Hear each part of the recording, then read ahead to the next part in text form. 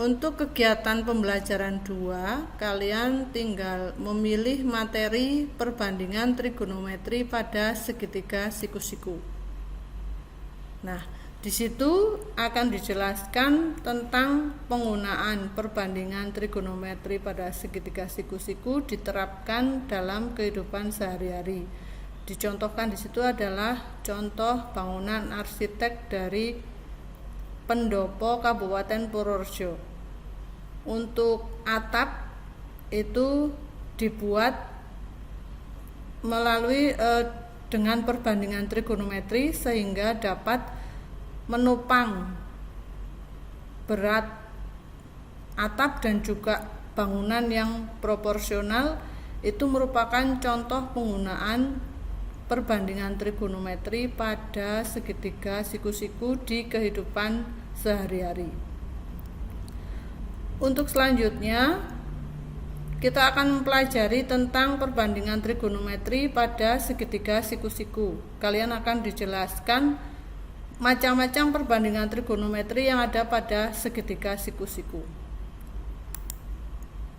Di situ sudah terdapat juga contoh soal dan pembahasannya. Silakan kalian pelajari.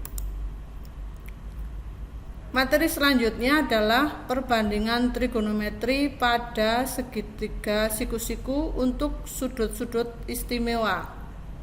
Kita akan menentukan nilai perbandingan trigonometri sudut-sudut istimewa mulai dari sudut 30 derajat, 60 derajat, 45 derajat, 90 derajat, serta diberikan rangkuman nilai perbandingan trigonometri sudut-sudut istimewa yang harus kalian pahami dan juga dihafalkan. Materi selanjutnya adalah tentang sudut depresi dan sudut elevasi. Di situ kalian akan dibawa ke suatu tempat.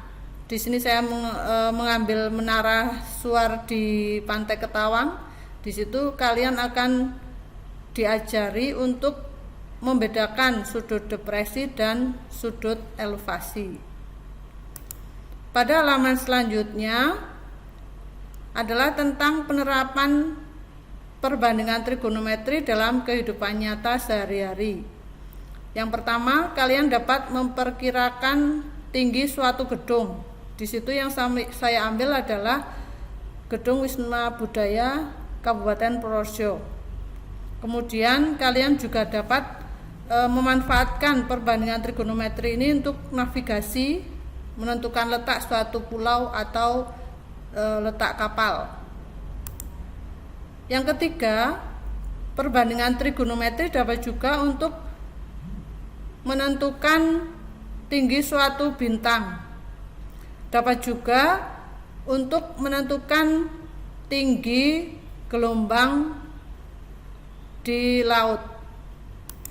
Yang kelima, apabila kita akan mengukur luas suatu tanah, kita juga dapat menggunakan prinsip perbandingan trigonometri. Di bidang arsitektur, untuk membuat atap suatu bangunan, itu juga dapat menggunakan prinsip perbandingan trigonometri. Sangat banyak manfaat apabila kalian dapat menguasai konsep perbandingan trigonometri untuk dapat menyelesaikan persoalan sehari-hari yang berhubungan dengan perbandingan trigonometri. Yang berikutnya, di situ disajikan contoh soal dan juga pembahasan tentang perbandingan trigonometri. Pada bagian akhir ada rangkuman tentang perbandingan trigonometri. Disajikan pula latihan 2 di sini tentang rasio atau perbandingan trigonometri.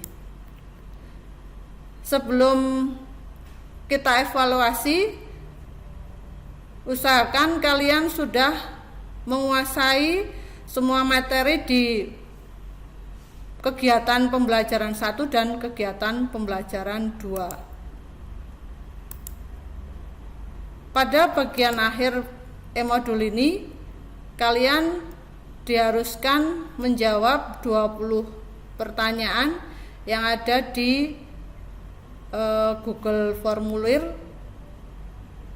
untuk dapat memperoleh nilai evaluasi perbandingan trigonometri.